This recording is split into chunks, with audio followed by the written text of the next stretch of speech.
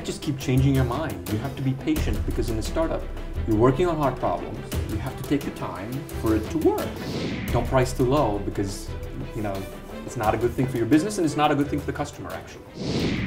Hello and welcome. I'm with Sanjay Parthasarthy. Sanjay, thank you very much for joining us here. So you're an old friend of Nasscom. Tell us about it before I ask you about Indix and all the stuff that's happening in big data. Yeah, I am an old friend. I came down here to Bangalore to run Microsoft in India in 1996, and Nasscom was just getting started, and there was this guy called Devang Mehta who, for me, was just Superman. Yes. And I think Devang is in large part the reason why the Indian software industry took off. I mean, Bill Gates' visit in 1997 was another reason, and year 2K, of course, was a huge reason. And companies like Wipro and Infosys and HCL helped. But Devang was a catalyst at Nasscom, did amazing things with very little resources. And so, I've always loved what Devang did. I've always loved Nasscom's mission. So Nasscom for me is friends and family. Right. So tell us about Indix and what are you doing here? I mean, so after 19 years at Microsoft, I retired in 2009. I moved the family here to Chennai. After about 6 months, I got bored, frankly, and started to think about new things to do. And what we're doing now, which is building the world's largest database of products, every product on the planet and everything about those products, really was as a result of kind of spending the first year just talking to lots and lots of people, looking for a hard problem to work on, looking for people that I wanted to work with, looking for something meaningful to do. I mean, midlife crisis, I suppose, but yeah, that's the result of this company. Right, and what's your who are you aiming this at? Is it aiming at sort of C-suite? Yeah, so if you have all this product information, lots of products and lots of information about the product, you can do lots of interesting things. You can, for example, improve searching for products on your website if you're an e-commerce company. You could figure out the right price, the right promotion for the right person at the right time. You could help design the right product for your target customer by looking at all this data. And really this is taking all of that data, big data as it's called, structuring it and organizing it and then analyzing it and helping people make better decisions.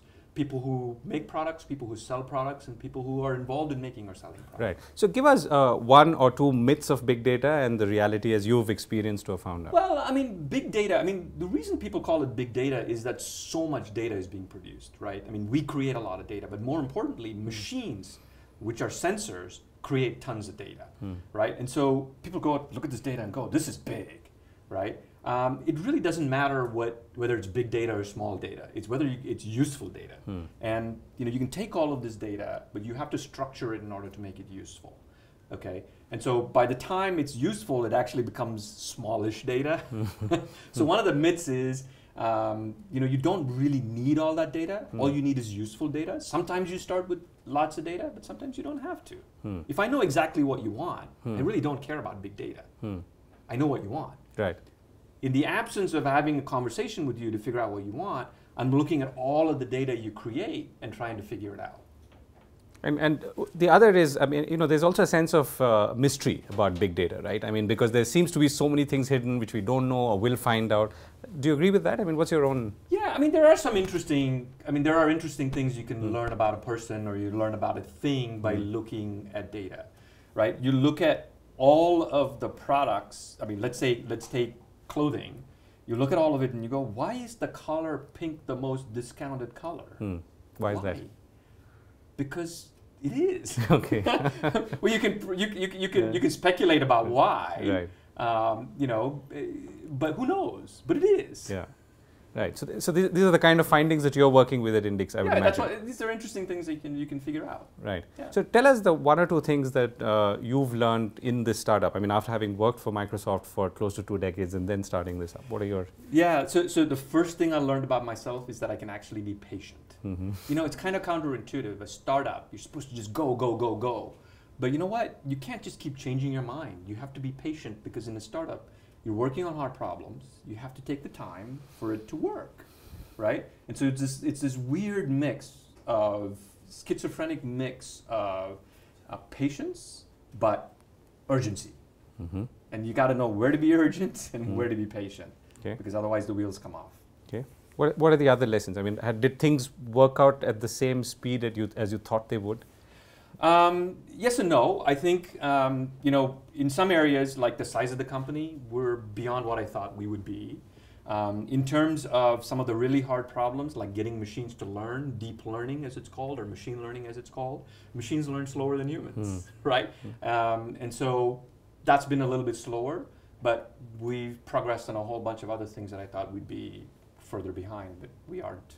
So one mistake that you make that you would want to share with everyone? Price too low. We priced too low to start with. We've you know, now started to realize what the value is and how much impact it can have on businesses. And so this, I tell people as much as I can, don't price too low, because you know, it's not a good thing for your business and it's not a good thing for the customer actually. And was there a missing person or factor within the business that when you started out, which you think you could have done better with when you? We actually, I mean, we go looking for people who are very, very experienced, and we go looking for people who are right out of college. And thankfully, I mean, I think we got the right mix. I should have hired my general counsel sooner, right? Because I had to do all the contracts. I hate contracts. So for me, for a personal life balance thing, I should have hired the general counsel much earlier. Right, Sanjay. Thank you so much for speaking with us. Thank you. Thank you.